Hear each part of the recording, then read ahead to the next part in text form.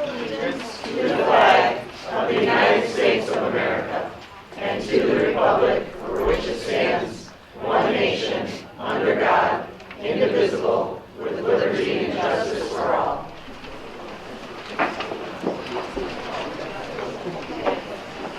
First item on the agenda is presentation to the board from SEA President.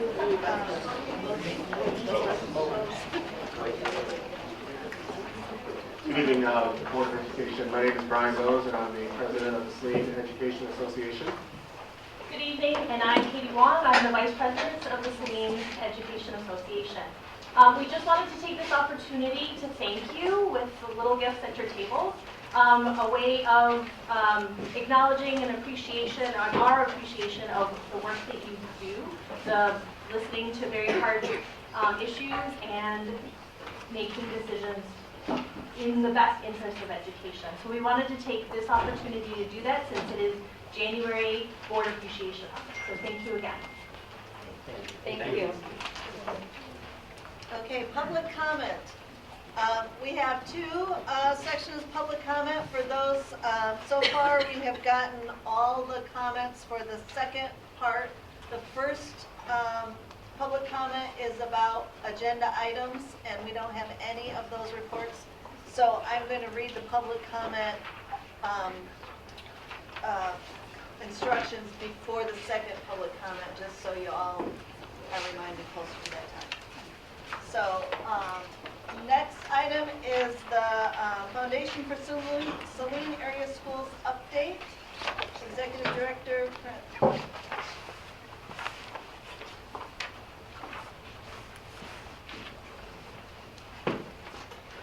Good evening, Board. I'm Ann Hurst-Craig for the Foundation for Saline Area Schools.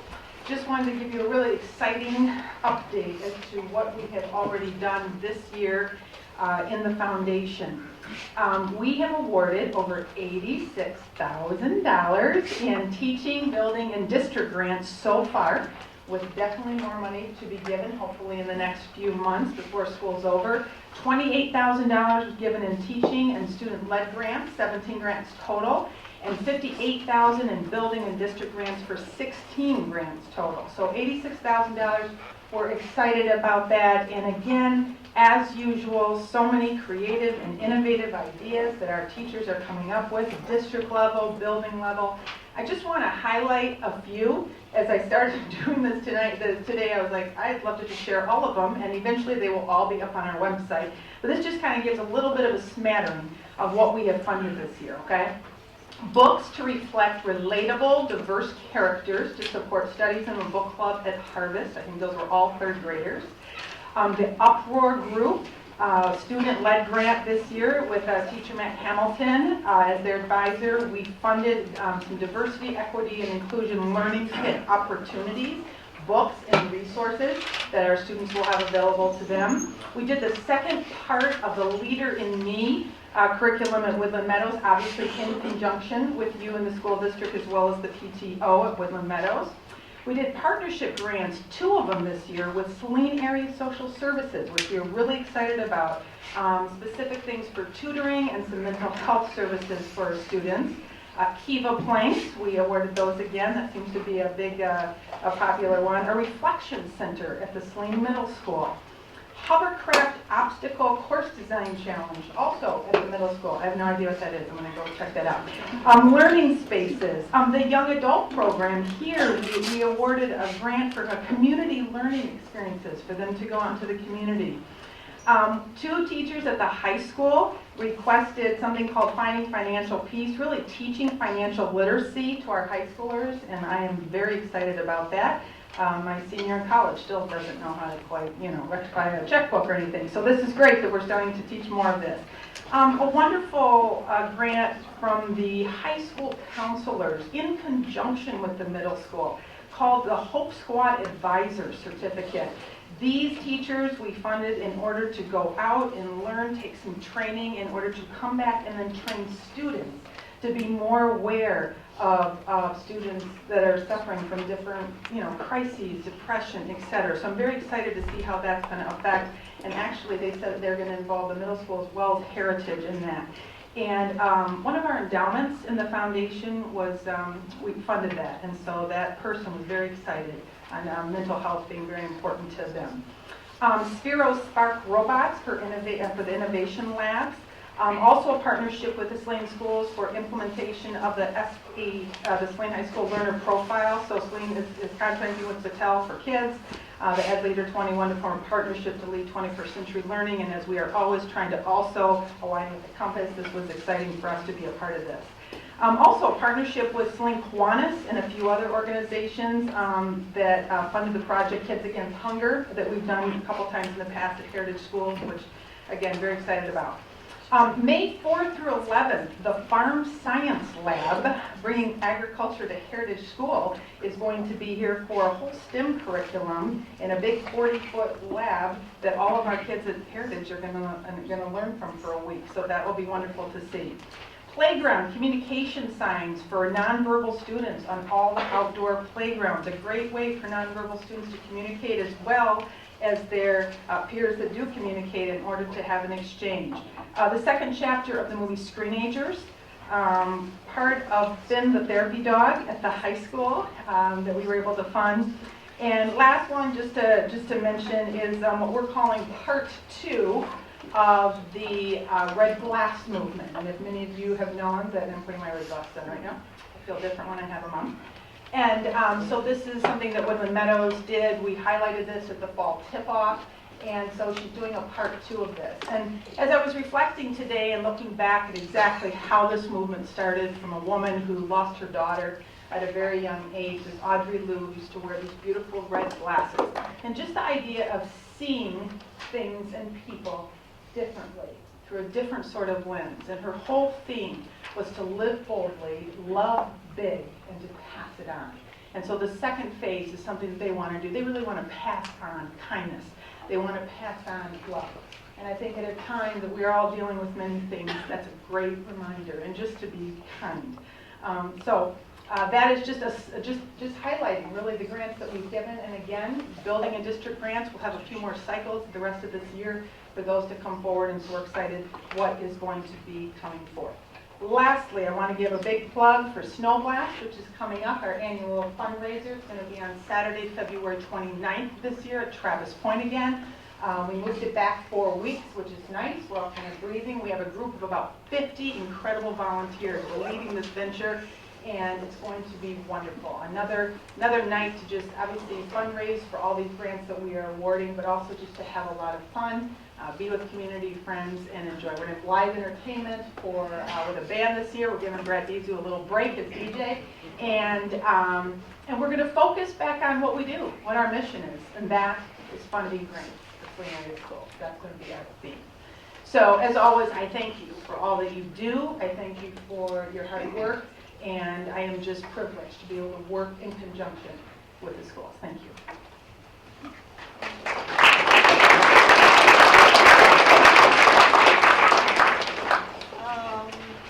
Administration report.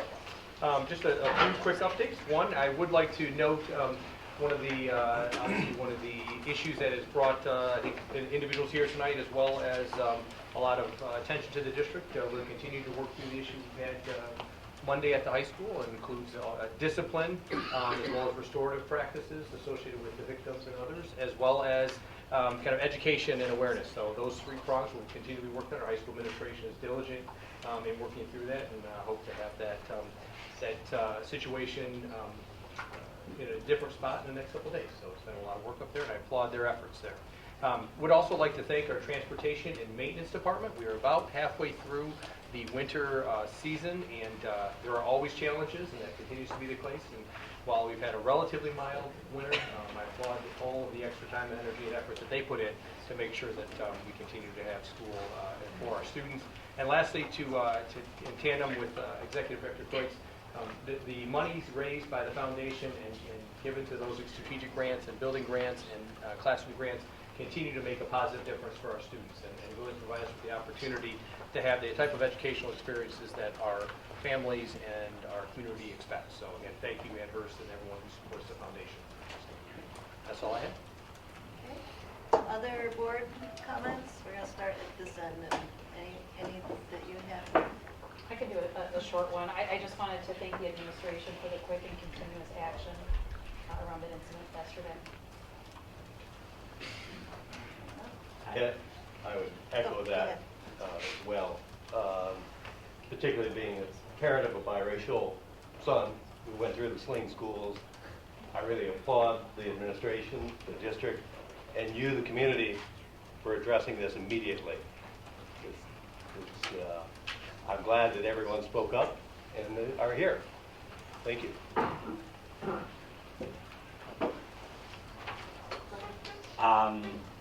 We have a millage renewal and restoration for the Washtenaw Community College coming up on the March 10th election.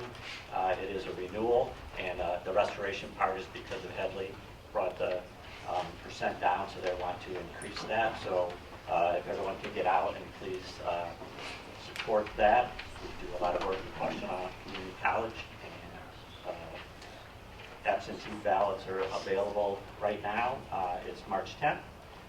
We will be hosting a How to Run for the School Board meeting on February 12th. That's a Wednesday from 6:30 to 7:30 in Brecken Room B of the Saline Area Library. So anyone interested in that, we will be there to help you guide your way if you choose to run for the board. What else did I have? I'll let Ryan do that one. And I did stop by Girls Who Code yesterday at the middle school. Over capacity, so they're looking for a bigger room, so it was good to see they were having fun. Yesterday morning, President Bandis and I were at a legislative coffee. We heard from Yusuf Rabi, Donna Lisinski, and Jeff Irwin about a number of issues. They were optimistic. I'm not so sure about funding. But two things I want to share with you. Tomorrow, Governor Whitmer will give her state address, and apparently she promises to keep it very short, and we're also optimistic there'll be some recommendations to help resolve the funding the school aid fund.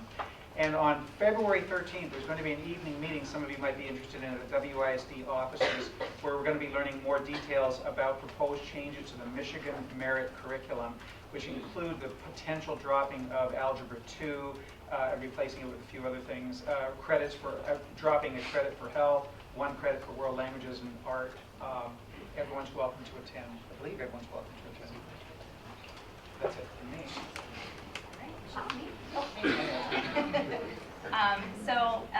I want to, I guess, echo what they said about you all coming here and having your voices heard. I'm glad that you have, that you're here, you've organized and speaking out, hopefully against racism. So I do want to mention that Scott is having a community conversation on Monday, and that is going to take place here at 9:30 to 11, and that's going to be talking about diversity, equity, and inclusion and how it relates to the community. So I encourage you all to show up for that as well. Monday morning, Gender Equity Club met with members.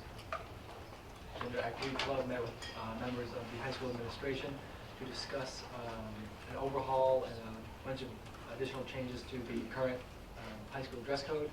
And then through talking with the administration, we're actually thinking on expanding not just the high school dress code, but to have a consistent one from 4th grade up to the high school level.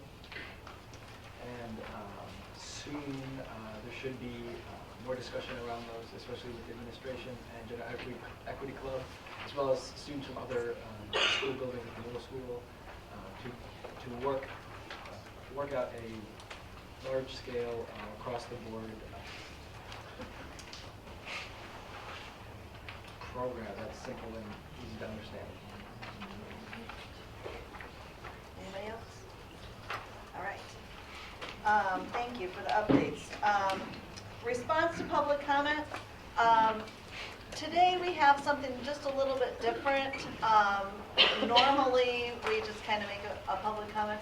We want to respond in writing to many of the comments that we've heard or seen, and so we're going to have a little discussion up here so we can agree on the letter that we want to send out to the community. And so y'all have to sit back while we have a discussion, because that's how we have to do that when we're bored.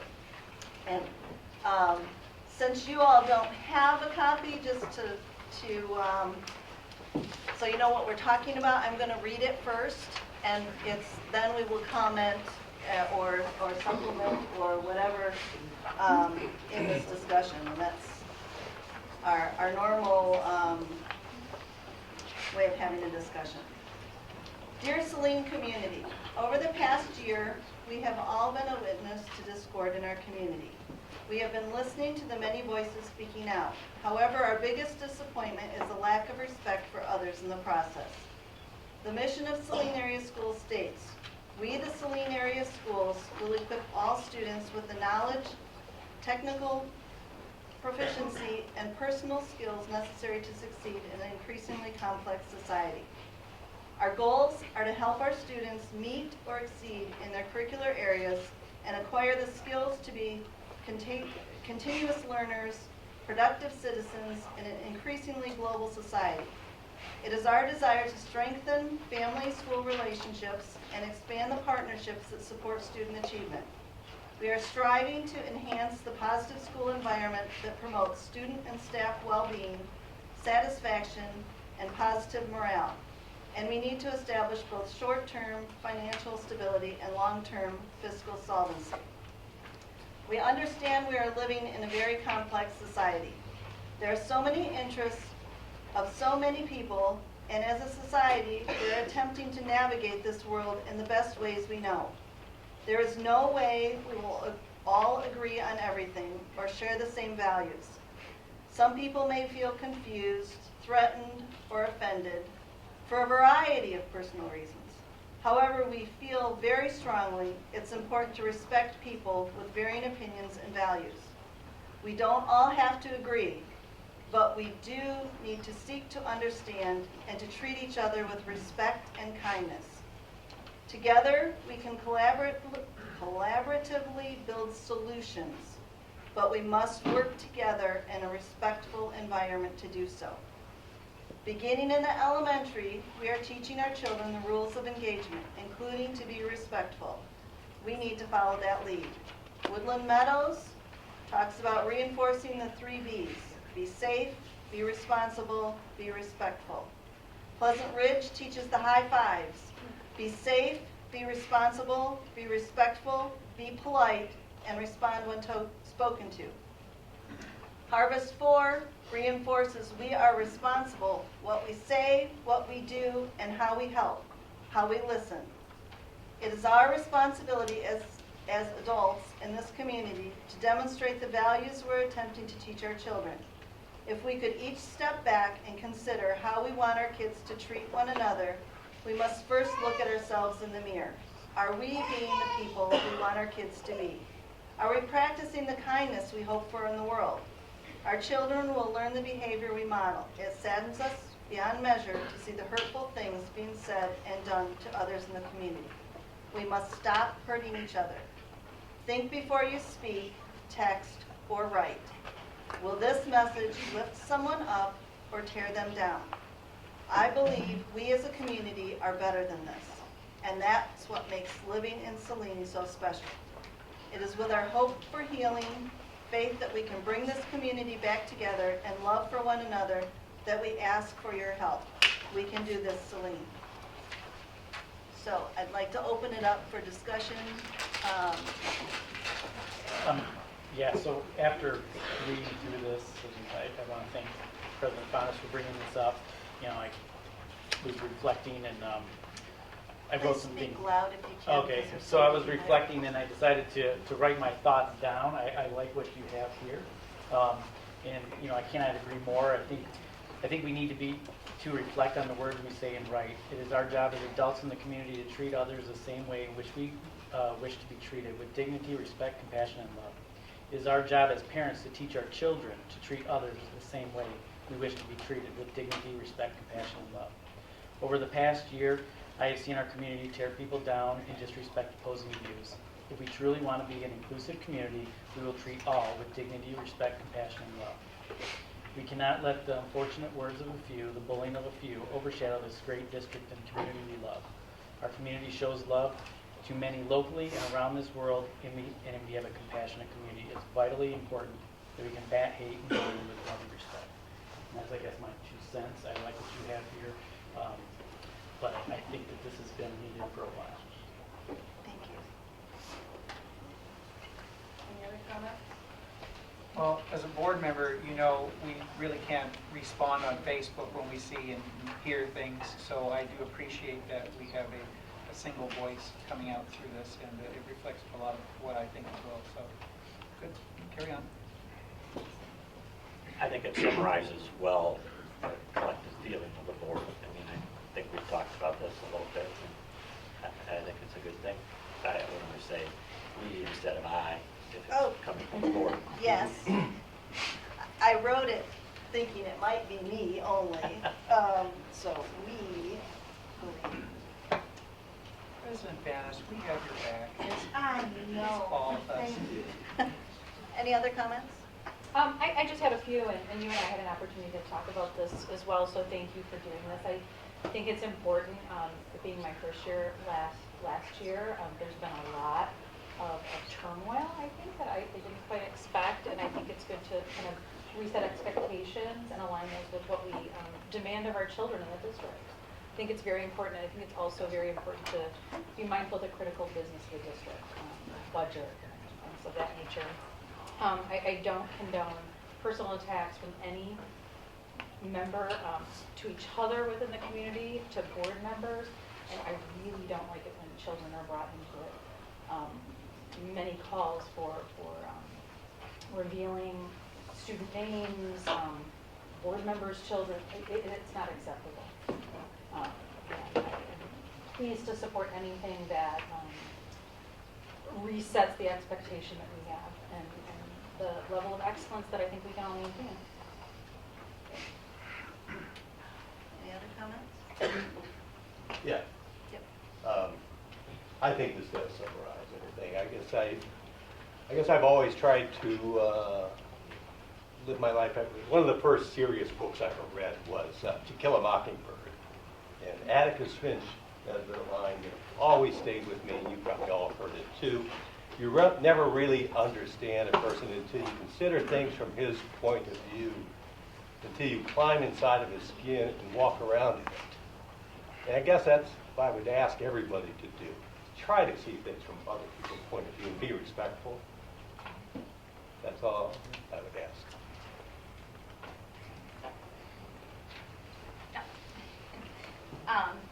So I want to be, I guess, more specific about where this is, partially where this is coming from, not necessarily over this past week, but may fit into that. And so I guess naming it, right, a lot of social media, public comments, specifically that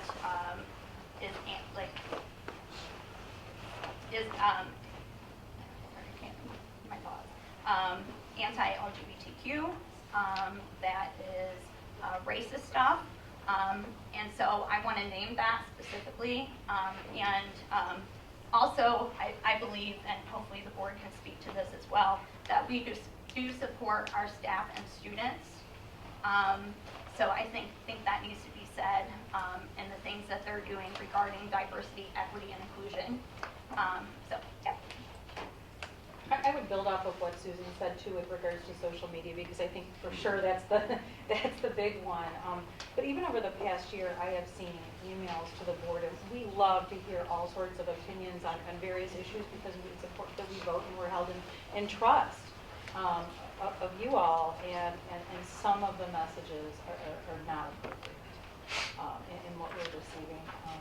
Some are very, very well thought out, very professional, from all sorts of different opinions, and I really appreciate that. But there's been a line crossed a couple of times. And it would be nice also, I know with our public comment, we have to identify if we're a student or if we're a parent or a resident of the Saline area schools community, and that doesn't happen on email, so sometimes we don't know where those are coming from. And I think that's nice to know too. Any changes to the letter specifically that we need to address before this goes out to print? Did you want to say anything? Well, nothing necessarily would change anything on here. But I do think that the words, especially the messages from the different schools at the different grade levels, are very important. Not only when you leave that school, but you should carry those values with you. And you got to understand again that being safe and responsible and respectful, those are not just words or ideas, that those are actions. And carrying out what these words mean through your actions, I think is very important.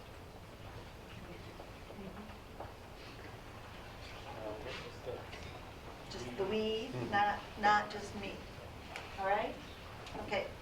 We don't have to vote on it, but we will set that out for press. And we encourage any of you to pick that up in your social media and share it with the world, because we feel very strongly that this is a time that we really need to be respectful. And we just all need to be doing that and share that among everybody. Okay? Next on the agenda, I would like to entertain a motion to approve the agenda as printed. All those in favor say aye. Aye. Opposed, the same. Motion carries 7-0. Study session topics: Halo vape sensors. Assistant Principal Evanson. Yeah, I'd like to invite Assistant Principal Kirk Evanson up. As the board knows, we have been working, trying to make sure that we provide a safe environment and a healthy environment at Saline High School. And one of the more recent technology developments, as it relates specifically to the issue of vaping, is the addition of vape sensors. And so we have begun piloting, or will be beginning to pilot the Halo vape sensors. Many districts across the state of Michigan, across the country, have been using this technology. That essentially senses the emissions from the vape and allows us to understand where and when those are being used. And so I know in the last 6 to 8 months, the state of Michigan has gotten involved in this issue. At the federal level, they've gotten involved in this issue in terms of regulating and understanding what a really a significant health concern this is for our society, but certainly for our youth as well. So I just want to make sure the board is aware in terms of what we're looking to implement, or will be implementing at the high school here. Some of the installation has already begun. Turn it over to Assistant Principal Evanson. Stand up here so we use the mic. Thank you, Mr. Graydon. I appreciate that nice introduction. Board of Education, thanks for the opportunity to speak. It's always nice to be back. Good, and see all of you. Thank you for your service. I want to take an opportunity tonight to tell you about an initiative that we'd like to pilot over at Saline High School. The Halo vape detector is something that we've researched. Mr. Raff and I, our administrative team, we've ventured out to the local districts that already are using a similar product, and then I've heard from some other districts around the country that are also using a similar product. But basically, what we'd like to do, we've seen a small uptick in the number of vaping incidents at Saline High School over the last 3 to 4 years, and so we really felt like it was time to use this, some technology and get that working on our side. We have some way to collect data inside the restrooms so that we can look at that data and, if need be, could give us some information so we can stop vaping from occurring at Saline High School. I don't want to say that it's a terrible problem, but we're hoping that this can be a deterrent also. I was worried about getting the word out, but I think we're going to get the word out tonight. We're a good crowd. So a Halo Smart Sensor is really a web-based product, POI, so we have power on off the internet. And we recently had our tech department run some fiber to a couple restrooms that we selected. And really, we're just going to pilot this for the next 30 days. So it really just shows a couple bathrooms. And the vape detector itself is rather small. You can see it looks much like a 4 or 5 inches across in diameter. It looks like a smoke detector. It sits flush with the ceiling tiles, and will be in the restroom. Works best when it's located on the ceiling, and it can detect pretty specific items. It can pick up and tell the difference between THC, cigarette smoke, whether it's just vape itself, vaporized, that's been detected. But it also has the ability, and they continue to improve this product, so once it's there, we'll continue to have their upgrades, but it can detect loud volume of aggravated language. If somebody's having a fight, we may get a detection that way, so we would know to go check that restroom. And basically, it's going to send us a signal to a few devices that we select, whether it be the administrative team's cell phone, one of the tech team's laptops, but basically a couple of us will have access to those detections. We'll be able to integrate that with our camera system, where we can go right to the pinpoint the location within the building of the vape detectors that we've selected, and we'll be able to see who exits the restroom with those cameras that are pointed at the entrance of those bathrooms, if we don't walk in and catch them literally in the act. So we're hoping that this makes Saline High School get more safe, so we can increase learning, keep our students that I know are frustrated that it continues to happen. And we have our Hornet hotline. Our students are diligent about sending us messages now about students that are vaping in their restrooms. And so I think this is just yet another layer of protection and security so that we can better support learning at Saline High School. We want to make sure that we don't put the vape detectors right next to the HVAC system. That's what this slide's really showing. So it can't be in direct contact with the flow of air. It would throw off the system. And I'll work with our maintenance department and with our tech team to make sure we get this right. The company that's been contracted is DA Central. They'll come back in about, after the initial install, come back in about 48 hours, recalibrate the equipment. I know that there's some tweaking that needs to be done so it's not oversensitive, so you don't get, for instance, 2 or 3 hits on the same incident. And likewise, we'll make sure it's strong enough so that it does pick it up. And that's basically some technical stuff that we'll work with our tech team here. Anybody have any questions? Yes, sir. Does it also warn you if someone tries to cover it up or remove it? Tamper-proof, yes. So it does send us a signal if somebody tries to vandalize or manipulate the device. Yep. I feel like they've thought of everything. So we'll see. Is it tamper-proof? I want to comment that I think this is wonderful. I have friends who are nurses and doctors, and they said the damage done to children and anybody in their lungs from vaping is far worse than cigarette smoke, and it destroys their lungs. And I didn't realize it was that bad. I always thought, oh, it's better than cigarette smoke. It is not better than cigarettes. It is horrible, and it causes serious permanent damage to people's lungs. So thank you for thinking. You're welcome. Yeah, to your point, and it's something that's readily available. It's out there. It's the new thing that everybody has to have. And like I said, it's been around now for about 3 years that we've really seen an uptick, and I felt it was just time to take it to another level in terms of detection and deterrent. Is there other areas besides restrooms that this is effective? Locker rooms. We could use it in any space, to be honest, but the restrooms are really, I like to say that high school is a chaperone event, and really the restroom is the only thing that we don't do that. So, and it's the only place we don't have cameras. So it really does give us input from a room we currently don't take. Reading through the packet, I'm glad we're going to go this route. Actually, it's something that we need to have in our bathroom. It also, I'm glad we're going this route and piloting this. The packet said that it has gunshot detection as well as optional. Is the ones that we're piloting, does that have that in there, or is that just based on the commotion, loud noise? The commotion, the loud noise, that decibel that would be heard, yes, it would be able to detect that as well. I would assume we might hear that with the naked ear. Yeah, but just kind of, But if we're not in the building, we would still get the detection after hours. To your point. One of the things to note, the wiring, et cetera, is a sinking fund expense, so people when they can all pay for the file. Thank you. Yeah, sinking fund. So it is wired, it's not wireless? It's wired. Okay. And I was happy to hear about the indestructibility of these things. I mean, teenagers and technology led to the phrase, "That's why we can't have nice things." So I'm delighted to hear that. Anyone else? Thank you very much. Oh, wait, one more question. Good way. This issue has been present for a couple of years, especially as a high schooler. I'm kind of really glad to see that the administration is doing such a good job at utilizing all technology that's available to help solve this issue. Thank you. Now I have a follow-up question because Evan's statement made me think of one. Yes, Is this Steve. something you've considered for the middle school? Is it an issue at the middle school? I'll We've comment. been researching it with Kurt, we're gonna let them. I don't know, I'm not there yet. Sure. But we could benefit from that as well. We do have incidents of vaping at middle school. Okay. Correct. Good prototype it at the high school.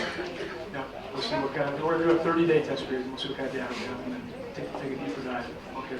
Great. Okay, thank you very much. Thank you.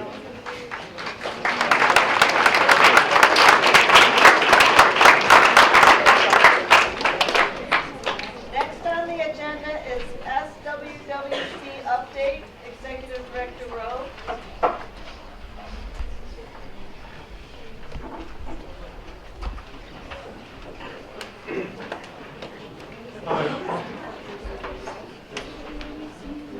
I'd like to take the opportunity to maybe reintroduce Executive Director Ryan Rowe. As many of you know, he joined SWWC in the fall and was working collaboratively with outgoing Executive Director Jody Galinsky and is leading the SWWC, which is Southwest Washtenaw Consortium. Dr. Rowe has literally spent a significant amount of time in his career working in career technical education. His last stint was as a superintendent. He was smart enough to get out of that role and come join us and lead a program we're excited about where the program continues to go, and he's giving us an update tonight. I appreciate the time this evening to give you an update. I hope this occurs throughout the year. I want to express my gratitude to Superintendent Graydon and you, the board, along with the other 5 consortium districts, allowing Jody and I the opportunity to work together prior to her retirement just before the holiday break. A few of the things that we accomplished are based on the work that's being done now. The new federal legislation, so it's a new reiteration of the Perkins 5 grant. So this authorization really puts in motion new legislation at the federal level. And when that happens, as you know, with 50 different states, they interpret that federal legislation 50 different ways. So we're learning as we go. With that in mind, the foundation of the implementation of Perkins 5 not only provides a structure for career technical education that we look by and what we're trying to accomplish, but also provides funding for us to offer our career technical education programs.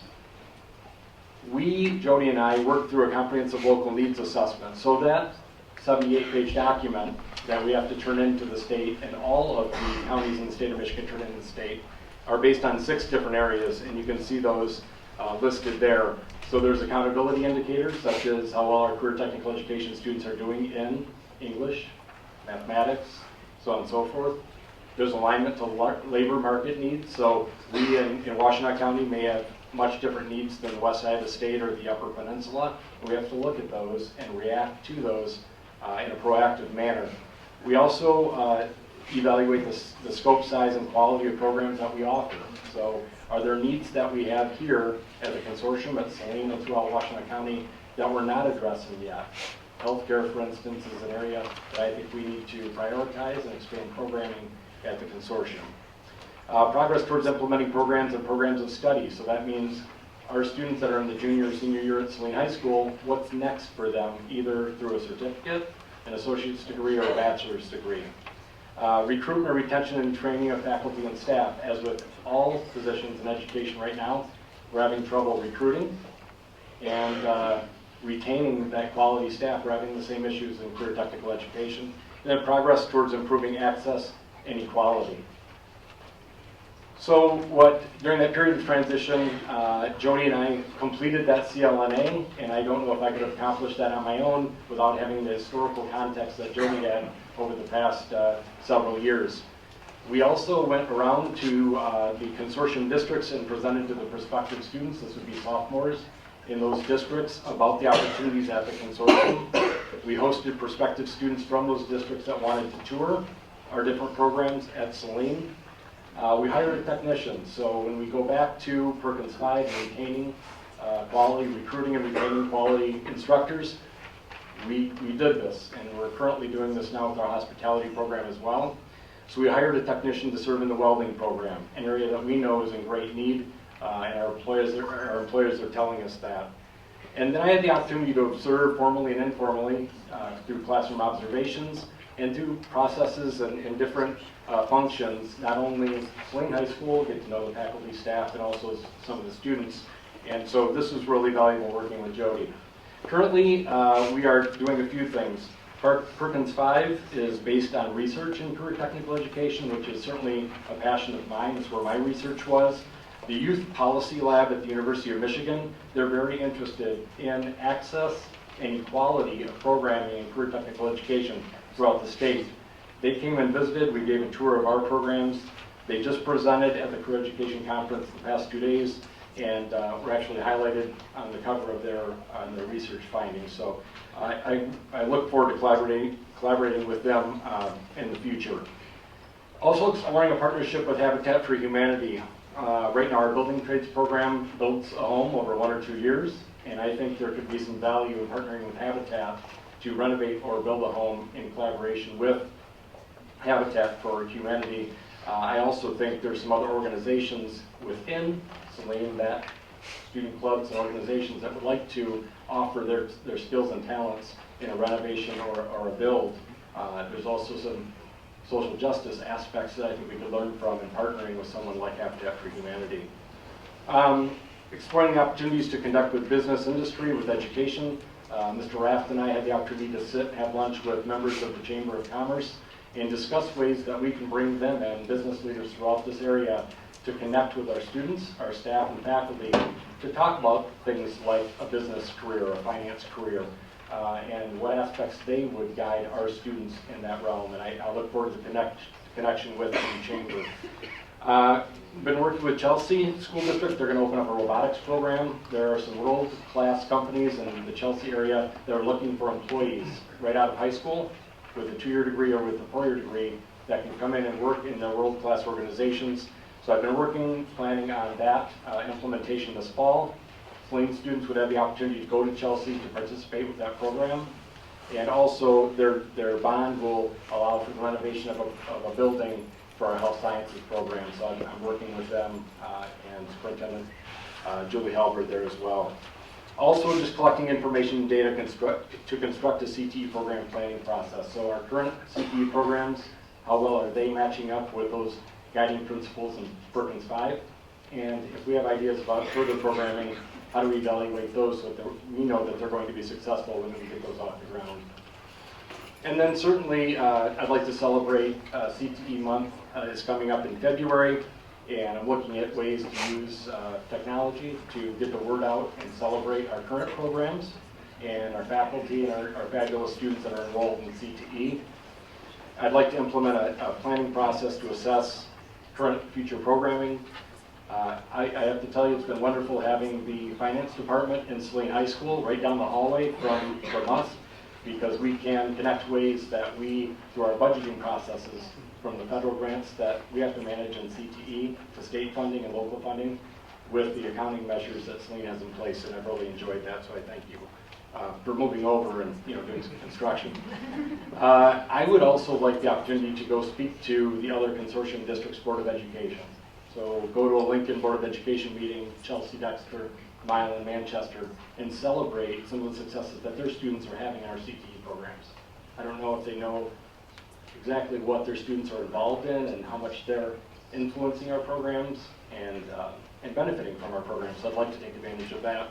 And then certainly I can think of no better way to practice aspects of social emotional learning than career technical education. Working with others, critical thinking, And so I look forward to kind of exploring that opportunity to enhance the CT curriculum with some social emotional learning curriculum as well.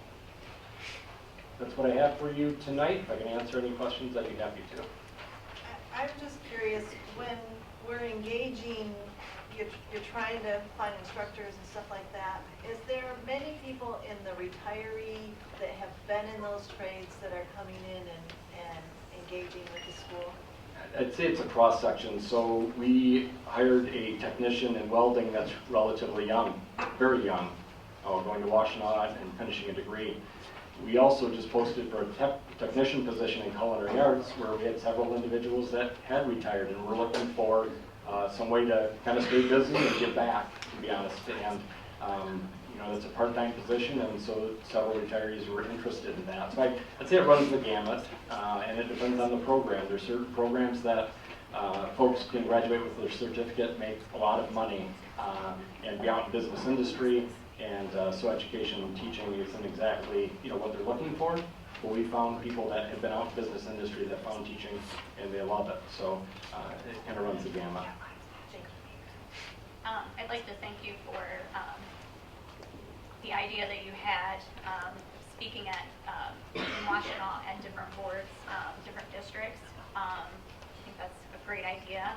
And I encourage you to consider taking some of their students as well to kind of present on it. Yeah. In one way, when I was there, we did a student spotlight for every district, and we kind of left it up to them when they wanted their board meeting to have that occur. And I look forward to doing that because I think it's really a shining example of what career technical education can do for students. Thank you. And I invite you as well to bring students here to present. I will. Thank you. We're all like kind of looking at each other. Yeah. And I mean, first, welcome. Second, with CTE month being next month, we were just talking about student showcases for the year. This would be wonderful. Well, and we do have one for February that's a similar one in terms of two of our CTE teachers are already set to come with a digital media program. Talking about a blending of two, so it'll be already on. Good. Are we seeing the classrooms filling up in CTE, and kind of what's the trajectory been like over the last few years? Yeah, it's getting more people in. Been pretty stable, to be honest, and I've been around long enough to see that pendulum swing to everybody needs to go to a four-year, obtain a college degree. My philosophy has been that we need to have programs that have stackable credentials. So I want a program such as health sciences where a student can graduate with a certified nursing assistant certificate, go out and make a decent income, and perhaps with some level of health insurance. A student that graduates from that same program may go on for a 2-year degree and become an x-ray tech. And a student may graduate and go on to a 4-year institution for a 4-year degree. Regardless, every one of those students can go out and be employable or go off to become college and career ready. So the more of those stackable programs that we have for stackable attainment, I think we're serving a greater niche of individuals, not just one. And so the enrollment's been relatively steady. We see some programs that are certainly we need to expand programming in areas like health sciences with an aging population. We're going to have to serve those individuals, and so I think that's one area we need to take a look at, and that's what we'll be doing through a process that hopefully will develop here relatively shortly. I have one comment. One, Dr. Rowe touched on it. The transition to Habitat for Humanity, I think, is an important one. I think it will bring some stability, not only to the program in terms of some of the unique nature of the building trade program, maybe relieve some of the ebb and flow of a housing market where we really are in the process of selling a home. But also, it's an opportunity, I think, really to partner. It's going to require us as a community to support Habitat for Humanity. There may be some fundraising efforts associated with that, and we'll work through that. But to applaud those efforts. Two challenges for Dr. Rowe. One is expanding programming. There are a lot of opportunities within Washtenaw County, and we have a strong CTE program. There may be other programs that I think we can offer, cybersecurity among others. HVA is always looking for emergency responders and some other ones that I think hopefully we can talk about getting off the ground. And then ultimately, too, it is a staffing issue we have. You mentioned the need for how our classrooms are filling, the need for additional staff. So we hope to work with Dr. Rowe to try and find staff when possible and expand the opportunities for students. We're excited about this particular program. The last thing I'll mention, and it kind of parlays with what you just said, is every program has an advisory committee. So The Habitat Partnership Exploration idea is in partnership and in full support with the Building Trades Advisory Committee. When we talk about future programming, we'll be reaching out to advisory committees who can guide us on, are there folks out there that could teach this class? So, you know, we're not on an island. We're with a strong support mechanism in career technical education. We'll continue to work with them. Do you want to let everyone know on the open houses? Yes, actually, it's coming up here relatively quickly. February 4th, we will have an open house transition night, 5:30 to 7 will really be the CTE focus. There's more happening that evening with everyone else, but really the CTE focus is from 5:30 to 6:30 with tours. We'd love to walk anyone through and really celebrate the success of career technical education, what we have to offer in the Southwest Washington Consortium. Thank you for the opportunity. Thank you.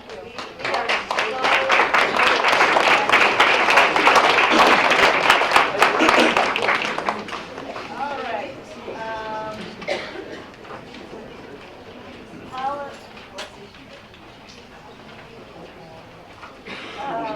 Discussion items. For those of you that are out there, we have changed, instead of having a policy committee as we restructured our committee, we decided that because of wanting more people to see the discussions that were happening around policy, we have moved to policy committee of the whole, which means policy committees will be discussed amongst the board at the table. And so there is no additional policy committee meetings anymore. They're all done here. So we have a chair of the policy committee, which then will present the policies to the board. We have a few weeks to kind of process before we have the discussion, and then we will have the discussion all at the table, and then we come back and approve after a second reading. So just to kind of let you all know that there's a change in that, and it's intentional. So, you know, transparency has been a concern, and we want to make sure that that is all completely transparent to the community. The discussion item is policy 0144.2, board member ethics. And any comments about that? We had passed it out. There was, I don't know, you want to? Well, I can address the changes, actually kind of coincide with the next item, but as a board, we should, and I know this came from President Bonas, who's at a MASB class, annually the board should go through their ethics policy, be sure it fits, be sure things are right, and then they should affirm at a meeting in a public document that they'll all support the ethics of the our policy. So the change really is to consolidate all of the ethics statements that we gathered from MASB and other sources as, to add on to the base Neola policy.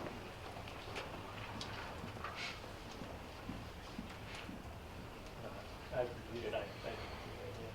Okay. Anybody have any comments? No, I find them acceptable. I had sent some comments to Paul by Thursday when The couple, yeah, I have those things. We got those.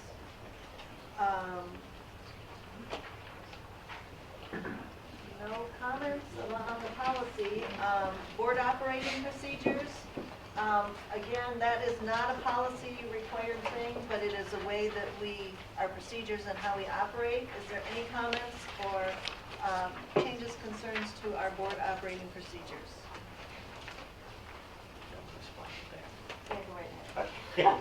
So this packet is what will become our board operating procedures. I'm starting my 12th year on the board, and we have never had these. It's been kind of a wing it as you go type thing. We've developed a lot of these procedures over the years, and we practice them. We just haven't made them public and official.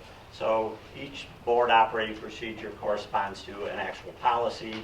It's kind of the like an administrative guideline that the district uses is a way to follow the rules of the policy, steps we take, the role of officers, it expands a little bit. We didn't want to just keep rewriting policy, because those are based on laws, but these are procedures we'll follow. So we've been reviewing them for a while, and this is our, I guess, discussion time to see any Well, changes. I've been gently picking at them, and they've been gone over so nicely or well or thoroughly over the last year that there's not too much I can pick away at anymore. No, not so many loose threads anymore, so but there's still time. I mean, give me a year. And So, thank you. those can be changed as the board sees fit as we go around too. Right, so- and those would be like a discussion item for future meetings. Right. I had I think most of my comments that I had sent into Paul were around new member orientation, just because that was something that was most familiar to me. And I think it would be really, really nice if we needed to do this with any new members, kind of going through all of these things and explaining things. I did want to add some information on how meetings are conducted, how you participate in meetings, how you vote. The abstain thing kind of came up last time. Just kind of going over procedure and things like that, and maybe looking at that every year. Is that the plan? Because other people might have other thoughts as they come on into the board.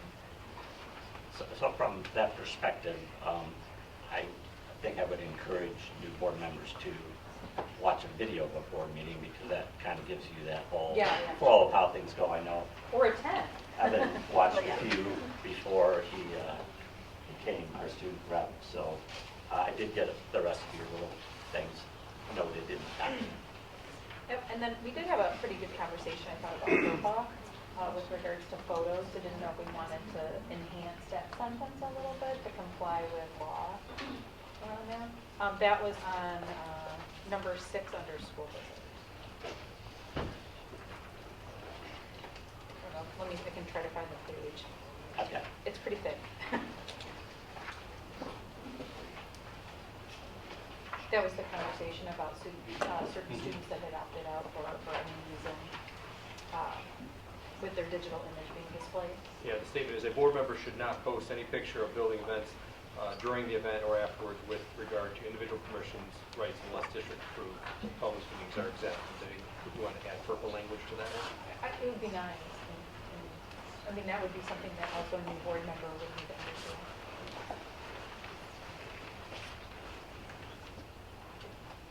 Any other comments? I think this is really good for us to have.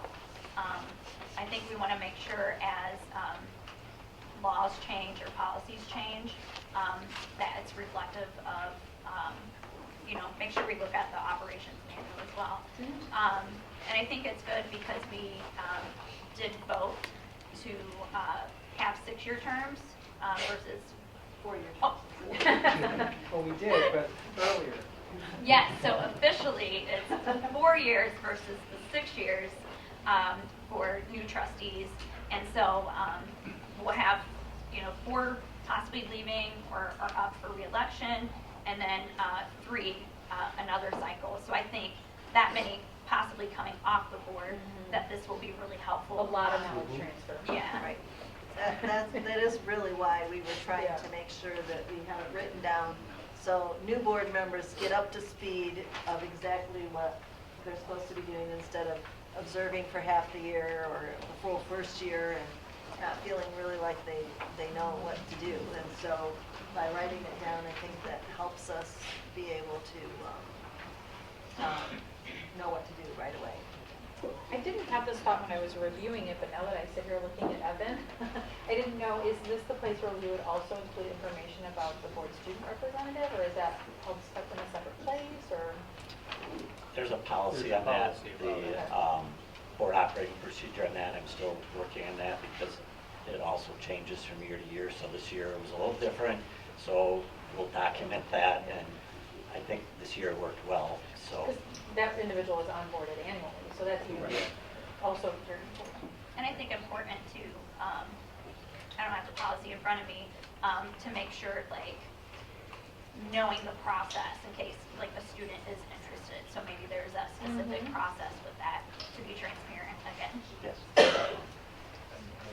Question, will this be available on the Senior School Board website so that people can read it? So if perhaps they read this before they fix the ticket to loan? Why would they want to? Yes. All right, board committee assignments. Any discussion on the board committee assignments? I proposed a change in that, and I think that we all had a chance to review it. If there was any concerns, comments, anything? I thought it was great to change up a few just so we continue to learn as trustees and have some stability and continuation in some important areas. Great. I'm excited to continue on the Diversity and Equity and Inclusion Committee, Advisory Committee, and also as chair and the only member of the Policy Committee. So I'm excited about that opportunity because I love policy. So. We all get to enjoy it Yes. now. So.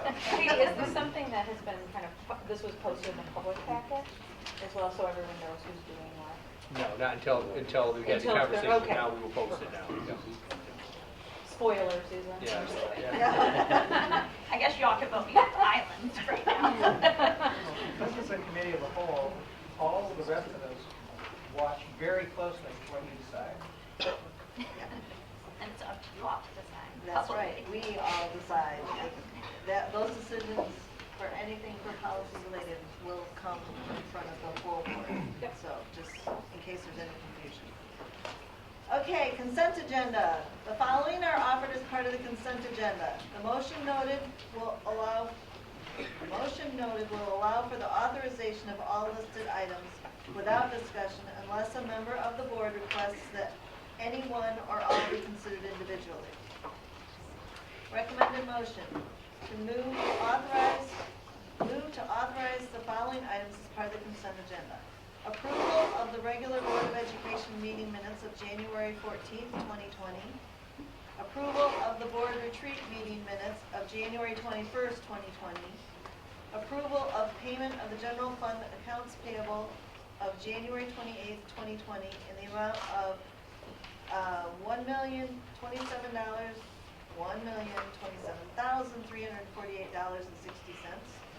Approval of payment of Series 2 bond fund accounts payable of January 28th, 2020 in the amount of $15,144.49.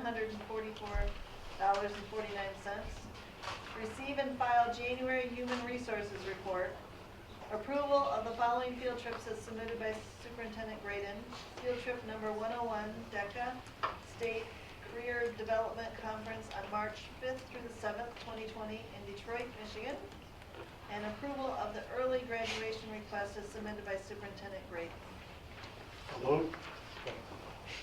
All those in favor say aye. Aye. Opposed, same. Motion carried 7-0. Items scheduled on the next agenda. A couple of things. One, I mentioned digital media class will be coming and giving a talk there. The high school chamber choir will be performing at the start of the meeting, so we're excited to have them. We'll also have an update on middle school scheduling that will occur, and then also a report from Director Garcia related to our student services department. So there may be additions to that, but it should be a busy meeting. Okay. The next meeting of the Board of Education will be held on February 11th, 2020 at 6:30 p.m. in the Liberty School Boardroom. Now we will move to the second, do we have to, no we don't. Okay. Thank you. Yeah, read some more. Public comment.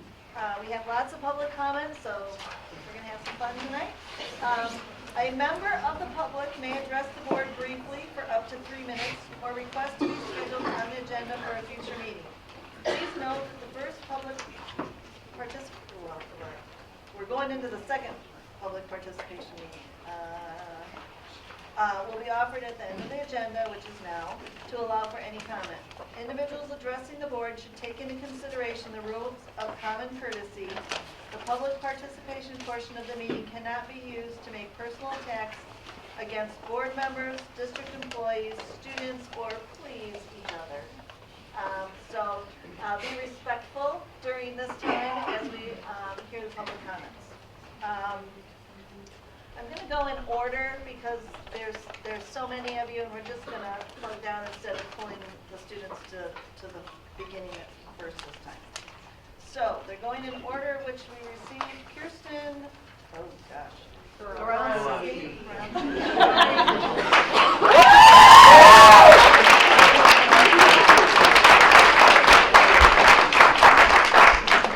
Good evening. It's good for me to be here every few years because it reminds me of what it must feel like for my students to present in front of their classroom. So thank you, board, for allowing me to travel as a chaperone with students on overseas trips many times throughout my 21 years in this district. One of the many benefits of travel is that it allows us to see a world different than what we experience at home. One of the first things that they tell us when we're seated on the plane is that in the case of an emergency, an oxygen mask will drop down and place the mask over your face first before helping anyone else. I hope the following options will provide the oxygen our schools, our students, and our community needs. I offer to the board, to administration, to staff members, and to community members resources available for transforming the conversations around race. First, I'd like to suggest reading and attending workshops by Jennifer Harvey. In particular, the book Raising White Kids, Bringing Up Children in a Racially Unjust America. In addition, I would like to highly and personally recommend Doing Our Own Work, an anti-racism workshop for white people, from the organization Allies for Change. A school system that truly wants to see social justice will fund these programs for willing staff members and remove these programs from the list of 15 out-of-district absences for teachers. I'll send links for this information to the superintendent and respectfully request he make the links for both of these resources available on the district website for those interested. In addition, staff and students need proper, full training in restorative practices, which a local resource would be the neutral zone, so that a true restorative approach to resolving conflict and preventing harm can occur. Until the climate of the system is truly restorative, we're continuing to visit trauma upon our students of color by asking them to relive the micro and macro aggressions visited upon them each and every day. I'd like to respectfully urge the board to hire a DEI staff member. There are current staff members trained in social justice. It will take a white person to lead white people through the thicket of social injustice and racism. My hope is that by educating the self first, we can truly live by the principle that we hear every single morning, and justice for all. Travel like these conversations help to prepare students to be ready for a world that is outside of their comfort zone, and maybe by starting with these initiatives, we can place the oxygen mask on ourselves, giving people of color the chance to breathe. Thank you.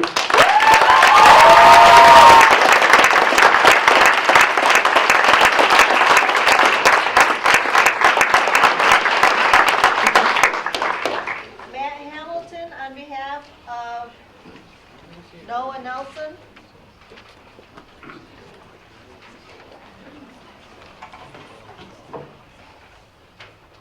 Good evening. My name is Matt Hamilton. I'm a teacher at Saline High School. I am using my time this evening to speak on behalf of a student who asked me to come forward this evening, has written a letter to the board that will be shared with you as well, but asked me to speak this on his behalf, and I'm not speaking for him. I'm lifting up his words tonight, so I'm going to read exactly what's written on this page. I am Noah Nelson. I am a biracial senior at Saline High School, and I have grown up in this community. I am writing this today for many different reasons, but the main reason is that I need to advocate for change for the younger, underrepresented minority students that are going to come through this school system after I'm gone.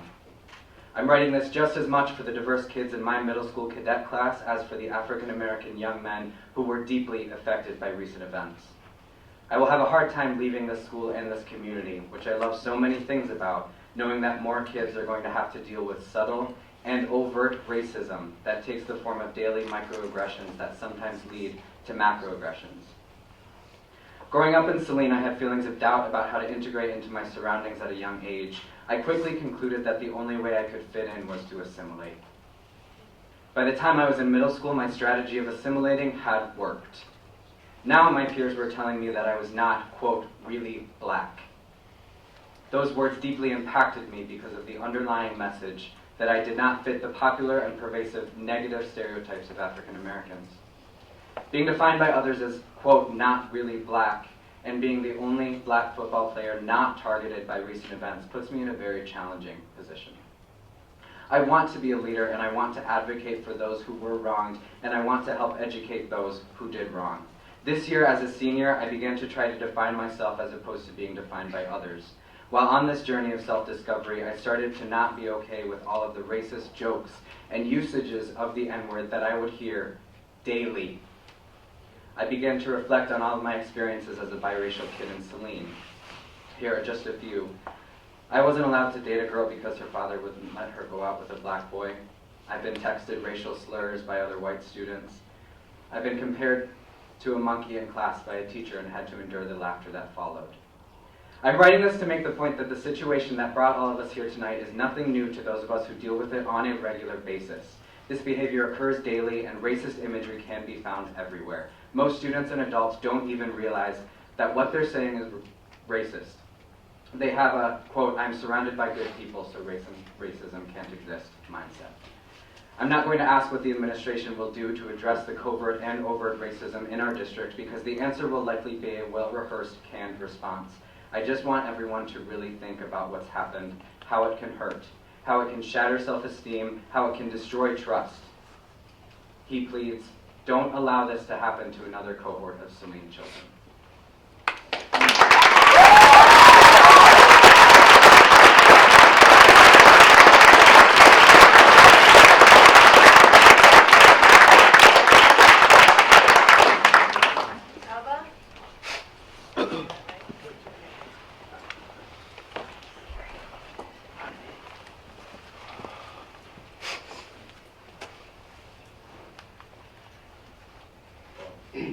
Good evening.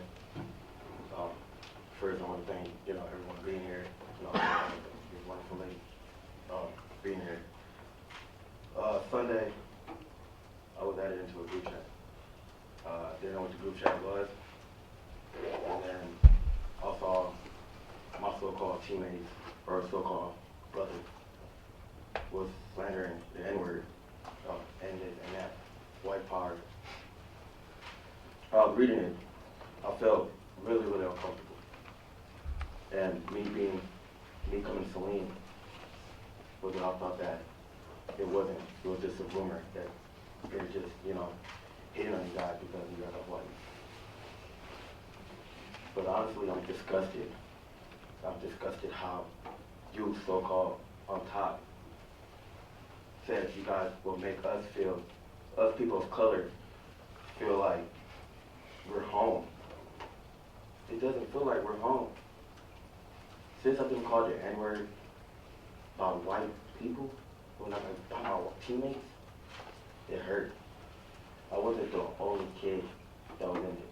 There was 3 other black kids that was in it, but the name don't want to be out. All I'm trying to say is that you guys talk about you guys want to make a change. You guys want the school to be diverse. It's kind of funny. It's funny to me and it's funny to black kids, because how is this school going to be diverse if you're going to have kids calling us the N-word? This school's not going to change. It's going to be white. I know it's hard for me. I know it's hard for you guys to say, but like it's not going to change. Because you guys, I don't feel like you guys are doing anything for the school to change. All I'm trying to say is that those 3 kids that was in the group chat didn't want to talk. So I got to be the voice to talk for them, because there's no one else going to do it. They don't feel like you guys are loving them, you guys are taking care of them. It just doesn't feel like a home that you so-called home. I just hope you guys can honestly do a change, do something, make us feel comfortable walking into the hallways of that school. To feel like everybody's looking at me the wrong way because I'm coming out, but I'm coming out. Like there's nothing for me to be scared of, there's nothing for me to hold back for. Like I'm honestly coming out because I'm so disgusted. Like I don't like being here no more. Like I came here for a goal and I'm appreciative that you guys helped me reach my goal. I'm honestly appreciative that you guys give me the opportunity to do what I love to do and go on to the next level of doing it. But I just never see myself ever stepping foot in school, ever in my life.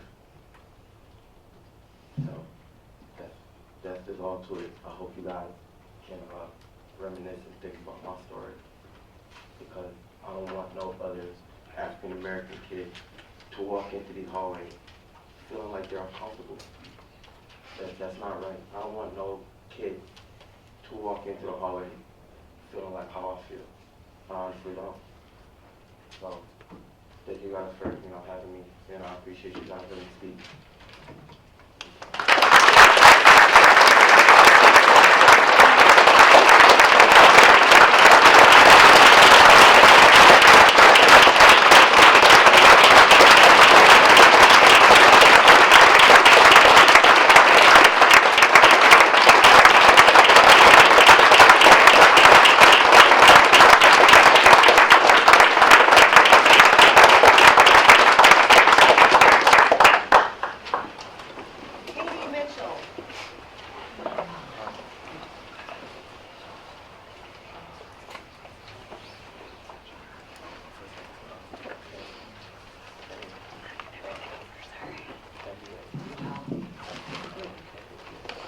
Hello, Scott, board members, members of our community.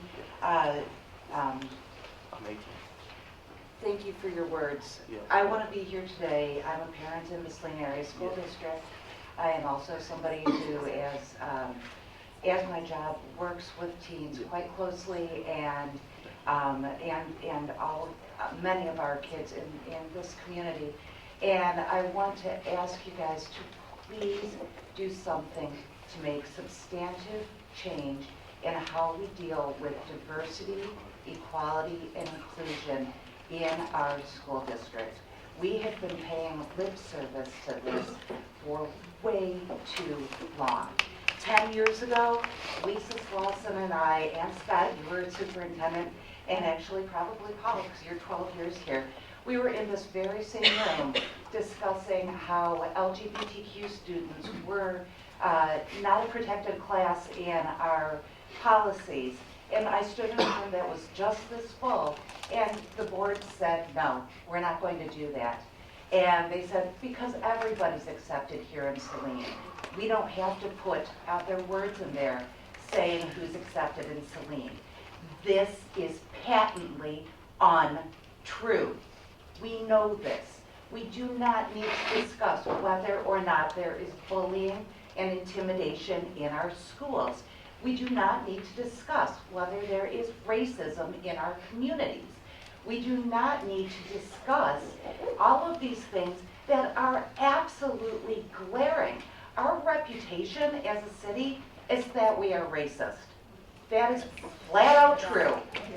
You just heard one of our brilliant young minds saying he's not going to stay in Saline. How are we going to develop that diversity? How are we going to, and what does diversity mean?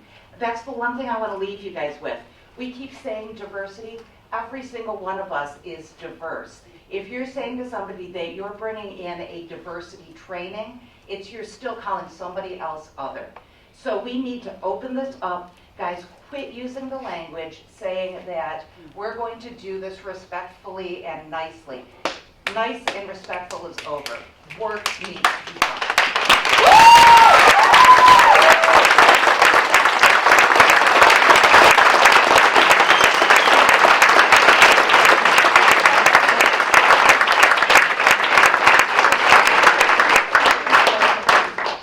Ezra Mitchell.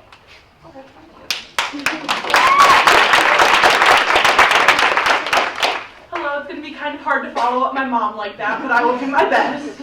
My name is Ezra Mitchell. I am 18 years old. I am a senior at Saline High School, and I have lived in Saline my whole life. I have seen the ups and downs that have happened in this community, and I've been here to support the minorities. And today, I am very, very sad. I am sad because although we have taken steps forward in Saline to promote racial equality, this weekend we took many, many steps back. I am sad because we just celebrated Martin Luther King Jr. Day, but today's kids are still being taught hate instead of love.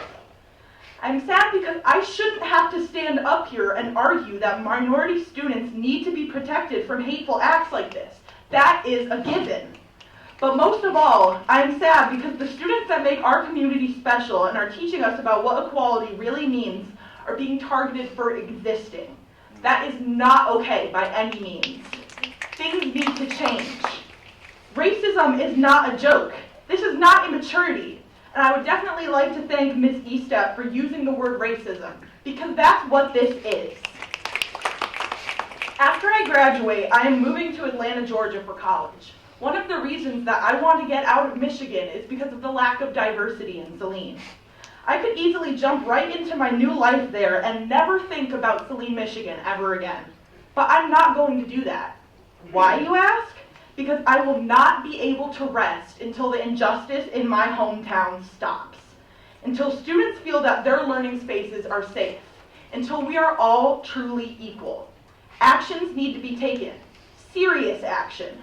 Let's start now so that the next generation of students in Saline never have to worry about being targeted by their own peers. Thank you.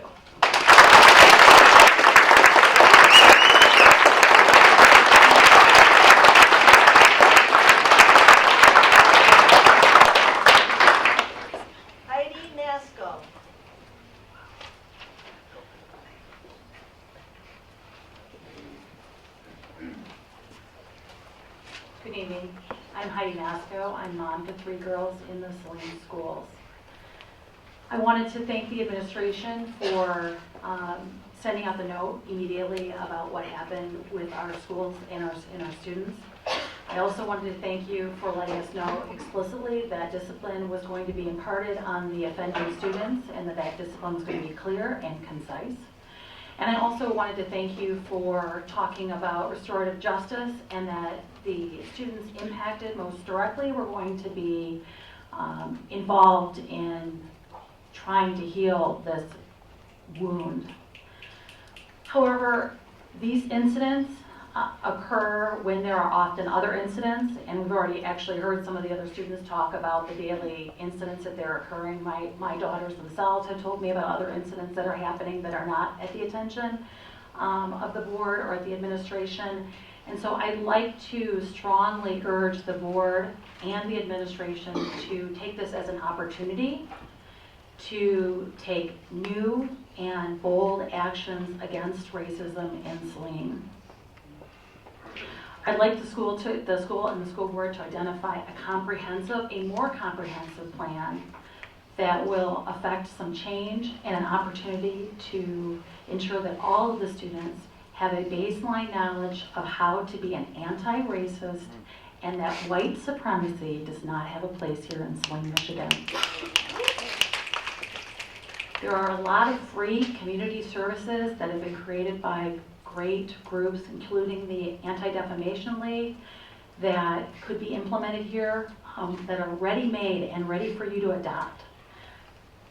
I also encourage the formation of a parent oversight committee with your help or with those that are already here today to ensure that more dramatic changes are implemented here tonight. Thank you.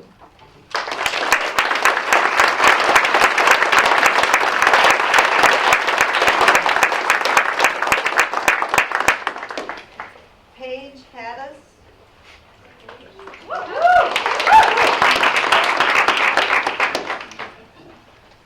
Hello, I'm a junior at Saline High School, and this is not the first time I've had to get up on this podium and speak about diversity at Saline High School and how students have been consistently discriminated against.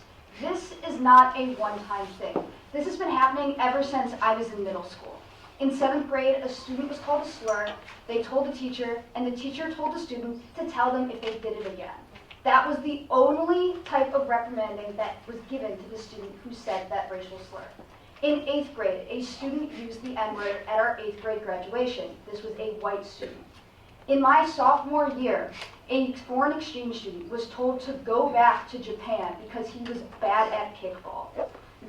There are consistent racist things happening at Saline every single day, and I see them all of the time. But unfortunately, just being one student, I cannot stop this alone.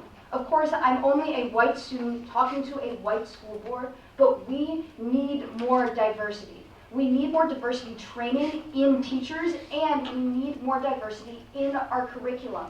This is imperative because if we want to stop systematic racism, it starts here. If we want to take steps to creating productive, inclusive members of our society, it starts at Saline, in Saline schools, in our elementary schools, middle schools, and high schools, to build those ideologies of equality throughout all of our Saline high school students. It is unacceptable that any Saline student could ever say something like white power to another black student after a tragedy like Kobe Bryant dying.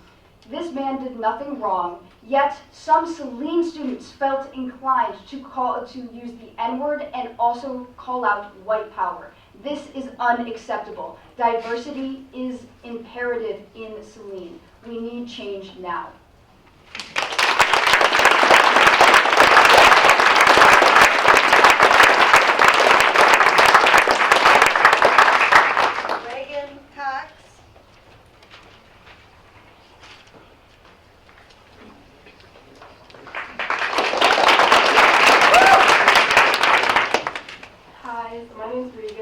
And I've been a student at Saline for 4 years now.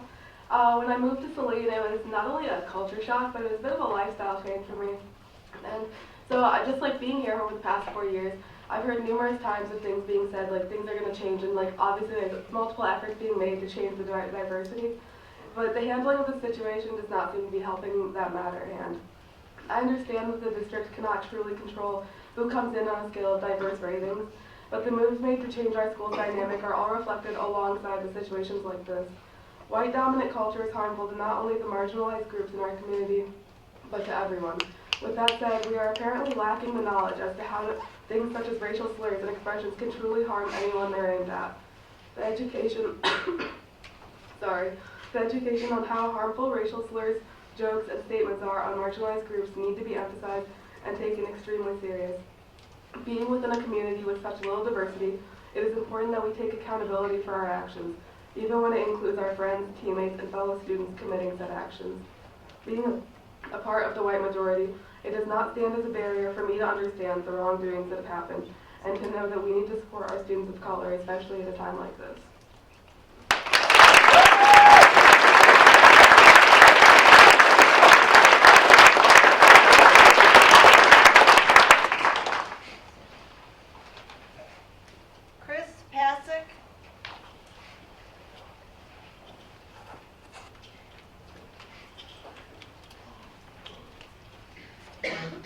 I don't get no claps.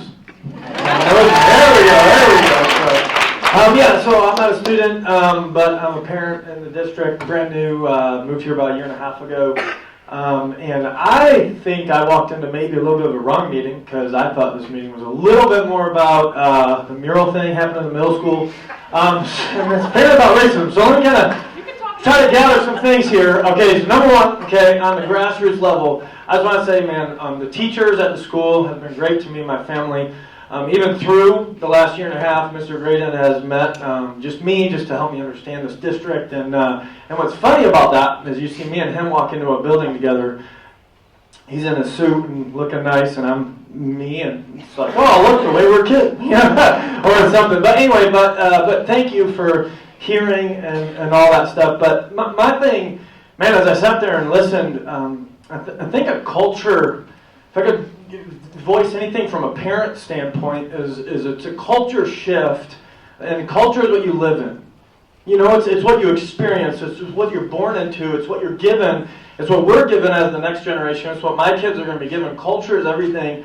And I think when it comes to diversity, inclusion, all those kind of things, I think oftentimes we hide behind rules, laws, and different ideologies that we don't really live out, you know, because other people are pressing onto us. So I think what everyone's looking for, what I'm hoping for my kids, is a safe place to find love. You know, a place where whatever their belief systems, wherever they're at with issues, that they can go and find a safe place to find wisdom, knowledge, understanding. And it's just like what they teach in Woodland Elementary, is to seek to understand before you're understood, you know? And I think when it comes to just the culture of Saline, maybe something to think through, as people have so plainly pointed out, whiteboard, trying to deal with diversity, different things like that. For me, I planted a church over in Ypsilanti. That's why we moved to the area. Okay, we moved there because for me, I want a diverse church. The question that gets popped often in the church world is, well, what are you going to do as a white dude in Ypsilanti to create diversity, right? And then there's all this pomp around that. And I think to me, is you build a culture where you look across your dinner table and go, who's sitting there? And if it's all white people, it doesn't matter the rules or legislations you make. It's all about who you're friends with and who you love and who your relationships are. And so for my church, I'm not saying we're the best at it. What I'm saying is that across from my team and our worship pastors, man, we have people from England, literally England, and people that are African American. We have people all over the spectrum. We have biracial. We have all these things. But that's who my friends are. You know, so I think in my mind, the red means stop? Okay, so in my mind, I'll just say work on the culture, maybe hear that to say who's at your dinner table, and I think it solves a lot. So I'm sorry, I didn't know this was what this meeting was about, but hopefully that was a little helpful.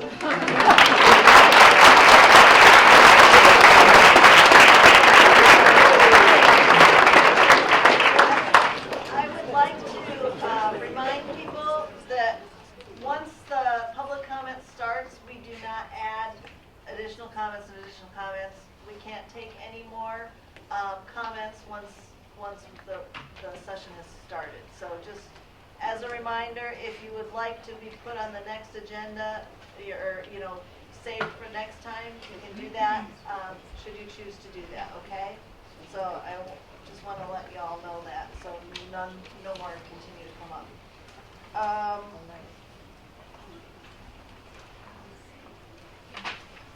All right, I did that one.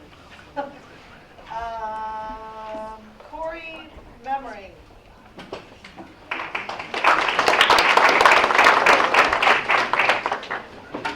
So that long-haired Jesus-looking guy with the nose ring is actually my pastor. So again, I kind of echo what he said. This is stepping into a different hornet's nest, and this is hopefully can be communicated the way I want it to.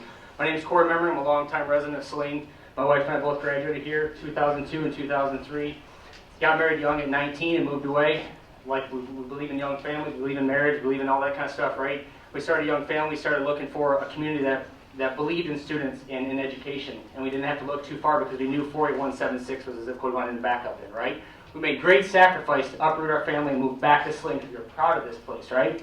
But 14 months ago, I felt like for the first time, my rights were infringed on a little bit in the reading of I Am Jazz. We're not going to go there, but you'll kind of see where I'm going, okay? And we sat here, and it was almost, to me, it was almost like a car crash happening in slow motion, and I sat there silently and almost in disbelief, and I was disgusted, not because of what it is, but because it was interjected into our schools. And now here we have the most recent LGBTQ sign in the middle school, right? And hear me out. From a 30,000-foot view, I look down, and I see you guys have our best interests of our students. I really do. I believe that wholeheartedly. But when I zoom in a little bit, I question motives just a touch, okay? And this week, I found myself rereading back through a letter I sent you, Mr. Graydon, 14 months ago, and two things jumped off the page of me. One, as I made the comment, the slippery slope. I'm afraid of the slippery slope we're stepping into, and here we are only 14 months later, and I'm readdressing the board. It's scary, okay? Where are we going? Step two is trust. 14 months ago, I lost your trust. Just being honest with you, I lost your trust, and it hurts. I hate this feeling. I hate it. Can you relate? Have you ever lost someone's trust? Okay? It hurts. Being from this town, I wanted to brag on this town. I told Chris, you got to move to Saline, man. You're going to love this place. The schools are phenomenal. But I'm embarrassed. I'm a little bit of ashamed. If all means all, I'm talking about the sign in the middle school. Where's my man's sign for the African Americans right beside it? Where's the picture of the little boy hitting his knees to pray to Jesus? My 9-year-old gets made fun for being a Christian. Where's the Muslim community? Where's the picture for them? Where's the handicapped kid? You know he's not feeling included, okay? If all means all, if we're going to push this, all means all, okay? We believe in public schools. I tell you that. I can isolate, I can insulate, I can pull my kids from public schools. I believe in public schools. I also believe in the home. We believe in raising our kids around a dinner table. I echo that, around a dinner table. It's my responsibility, my wife's responsibility, to raise our kids inside our walls and to teach them to love and include everybody and respect everybody, okay? In closing, let me make this clear. This is not about hate. This is not about a disagreement of how we live our lifestyle. In fact, talk to me afterwards. Let's go grab dinner, okay? I'll even buy you dinner. Hear me out? I'll hear you out. We can agree to disagree, and it's all in love. But if all means all means all. It's not about that. It's about the outside influences that are being pushed inside of our schools. Do yourself a favor. Do me a favor. It's not too late. Earn back my trust. That sign can be taken back down. Give me the trust I so desire to have in you, please. Thank you.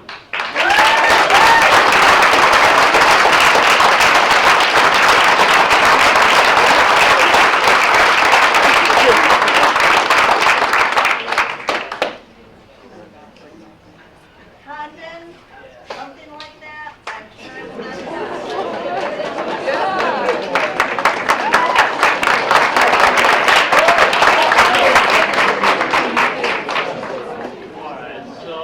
I just want to talk about like Sunday night. So I saw what happened, and immediately I texted Drew Campbell, who's sitting over there, and I was like, I can't believe students would do this. I'm so surprised. And what broke my heart was when he said, I can believe what happened. It was just a matter of time. That's the kind of system that we're living in. That this was expected to one of our students. We all grew up, like me and Drew Campbell, we grew up in like the same neighborhood. But one of the students that said those racist comments grew up a mile from my house. We went to the same classes. We went through the same system. And that's why it's broken. I don't even know when it started, but like my whole life I've been trying to act white, basically. And now like I go and talk to like Indian friends, they say you're whitewashed. And it's because of the system that we live in. Like I'm being forced to be a certain way.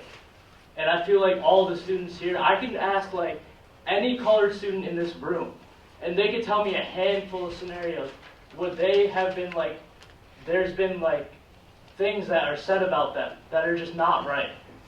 And it's not just this one case, the whole system is broken. And things need to be changed. It's not just about reconstructing with the few students that were harmed this one time, or the few students that said things. It's about the whole system. Thank you.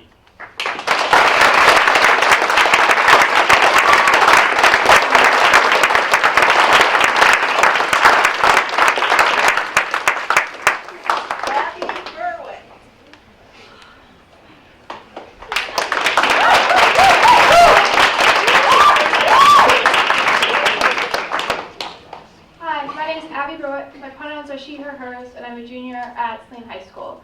I don't really feel like it's my place to speak as of tonight because I'm a white person and I do have privilege, but there's a few things that were on my mind that I really wanted to get out and say. I know that for public comment, we kind of were focusing on it being non-agenda related policies and moved to the end, which I support, but I truly push that students need to speak first. All the students here, they are sitting and waiting to tell you what they need from you. We are the students of this school and you should listen to us first. We know what we need and we know what we want, and having to wait and sit through other parents coming up, it's difficult, and you're here for us. And I want you to listen to the student voices more than anything tonight, because there are students coming up here telling you what has happened to them. And it's really frustrating that nothing's happened. This is a continuous cycle. This isn't this one occasion. This happened 2 years ago when we had our freshman float. And Pioneer said Saline is racist because it looked like the dummy that we had on our float was being lynched, when really it was just a claw. Saline has a reputation for being racist. And while this is true, we need to do something about it. The students are asking you and pleading you. And you better listen, because we are the people you should be looking out for. There's lots of ways that you can go about this, but you have to do more than you're doing, because obviously it's not working. Thank you.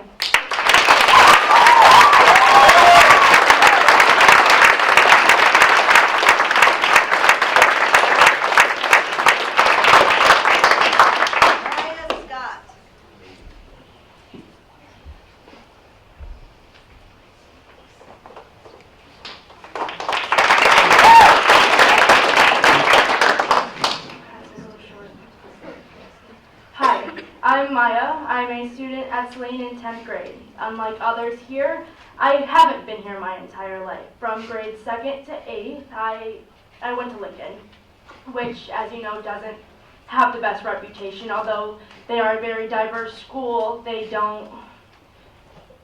just a lot. There's a lot of fights, everything that falls under that. But I have seen a lot at Lincoln. I see fights. You hear derogatory terms left and right. I've never ever thought about going back to Lincoln since I came here. I felt that my life coming here would have changed, not only academically, but mentally. In the beginning, I thought it'd be better, but of course it all follows. You can never start new. Sure, kids are mean. What do you expect in high school? But slurs are not okay. Coming to the school and finding out that I would be called a slut or white trash or ghetto, that's not okay. I came to the school to have a better future. I feel everyone here has been called a mean name or term. Being called fat, stupid, or dumb. I've had 3 of my friends from Lincoln just alone in my 7th and 8th grade year kill themselves due to derogatory terms.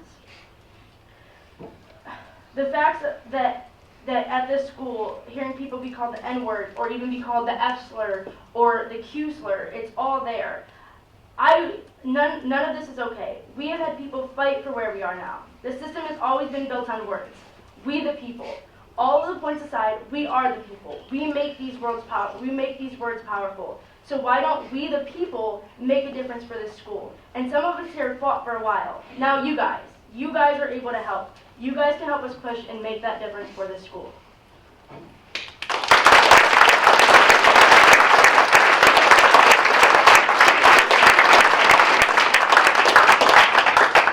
Jennifer Winters.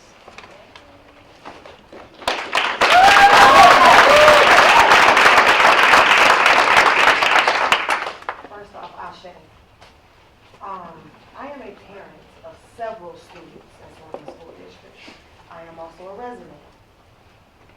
Moving here to Saline has been like I moved into a time capsule. I'm going to give you a little history about my side of the family and my husband's side. My husband's great-grandfather, Fabius Winters, was a Grand Wizard in South Carolina. I am a descendant from Mama Mambo Marie Laveau, the New Orleans Voodoo Queen. Okay? So if you can kind of imagine those two sides coming together, we don't take racism lightly in our home. Okay? Things going on in the high school. My eldest daughter is in the high school. Well, in the middle school last week, or elementary school last week, I had to go to the middle school or elementary school for my 8-year-old daughter, my husband and myself, because she took $70 out of my purse. She took $70 to pay 2 other male students who have been calling her out of her name. They talk about her mother being a voodoo queen. Yes, I am a voodoo queen, very proud. Okay. They talk about her African clothing that she wears to school. They've even talked about her nose. She has the Jackson 5 nose. Okay? I have 7 children, 1 on the way. Saline will not push my family out of slavery. This mess will not leave. It's got to be fixed. It's got to be fixed. Immediately. You have children who are doing things that you couldn't even believe. Where does that come from? Home.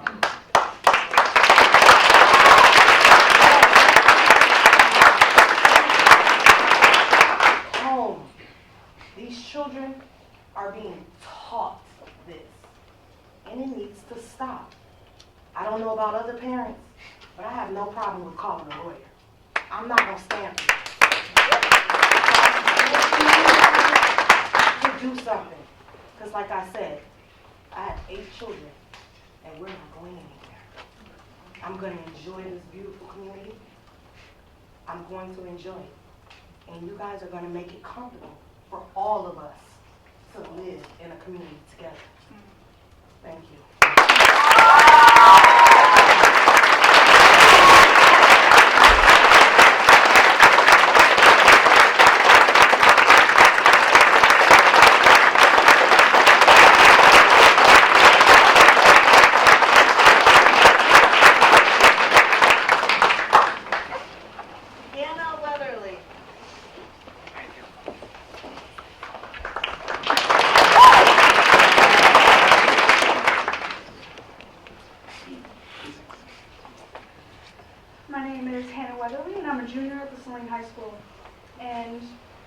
wanted to admit that this is the first board meeting I've ever attended, and I also wanted to say I regret that. So, I want to speak about something that happened just a few weeks ago. Maybe it was a little longer. I'm so busy, my time runs together. But I was sitting in the hallway for lunch, and Mr. Raft came, and he was talking to me and my friends, and he asked us what we were doing. We said we were eating lunch, and he asked us to join a little bit of a student meeting that was happening with Mr. Graydon in the office. During this meeting, we went through questions about the district, and we were supposed to give our honest answers. Well, I want to say that I regret not giving my honest answers during that questionnaire. One of the questions we had to talk about was how we view the school and what we think our reputation is like. Naturally, everyone said, we talked about our education and how we have very high educational standards and very well put together extracurricular opportunities that are being offered at the school. But we didn't go into addressing our image as a community because nobody wanted to admit that we think it's not diverse and we think we have our fair amount of issues, but we didn't want to address that because we were scared of what was going to happen. And I was one of those people. Another one of those questions during this meeting, we talked about talking about how we compare ourselves as a community to other schools around us. And I answered this question because I am part of the one of the consortium classes. I am a cosmetology student, and obviously we have students from around the district. And when we were in class, some of the girls were asking us about Saline because they didn't know who we were and they had no idea. They have never been here. So they asked us about the diversity. And when they said that we were diverse, and I'm not going to lie to you, the few of us that went to Saline freaked out. And we used these 3 words to describe our school: rich, white, and privileged. And that is what we told our fellow students from other districts. This is the first time I'm saying this in public, but I have said this so many times, and in fact, I feel so awful about saying this because anytime somebody has ever asked me about that school, that's what I say. I've never addressed that. I've never come to anybody on this board, or I've never come to my principal or any of the principals I've had in the past. We've never addressed these problems. And I personally have had a lot of these problems, and I wanted to say that I regret not addressing them sooner, because maybe if we had, the stuff that happened over the weekend probably wouldn't have happened. And I want to leave you guys with that.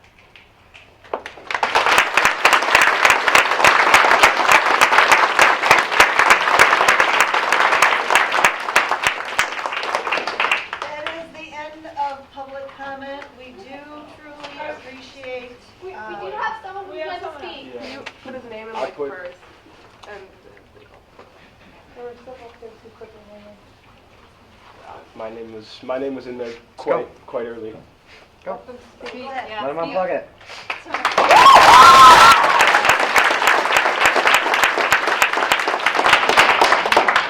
Hi, school board. My name is Drew Campbell, and given the recent events on social media surrounding, quote, the use of offensive and inappropriate racist comments using derogatory terms towards African American students, unquote, as stated by Scott Drayton, I'm here speaking on behalf of the racially diverse students of Saline.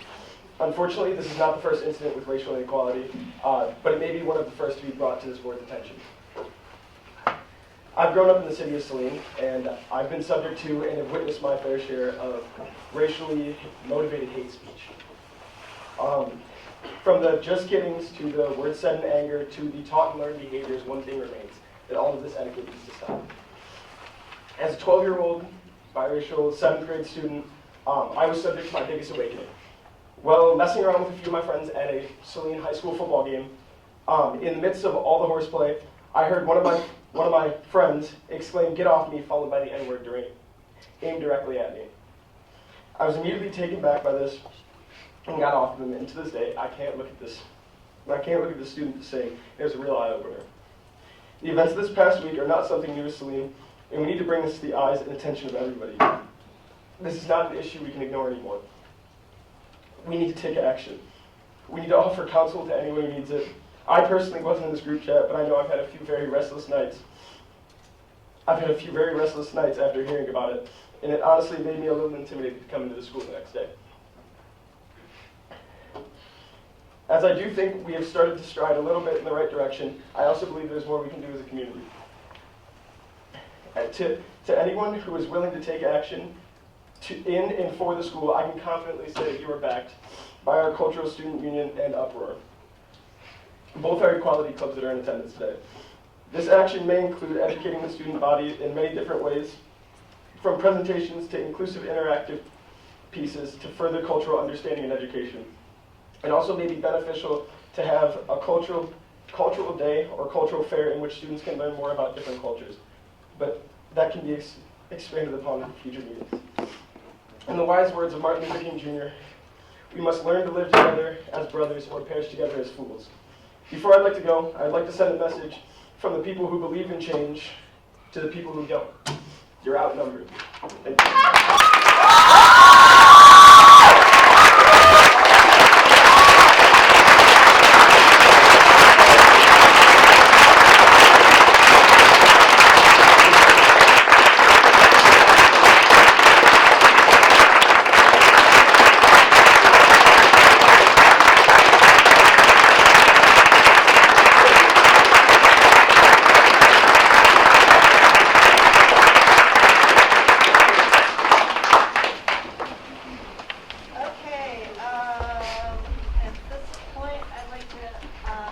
Motion to adjourn the Board of Education meeting. We will be going into,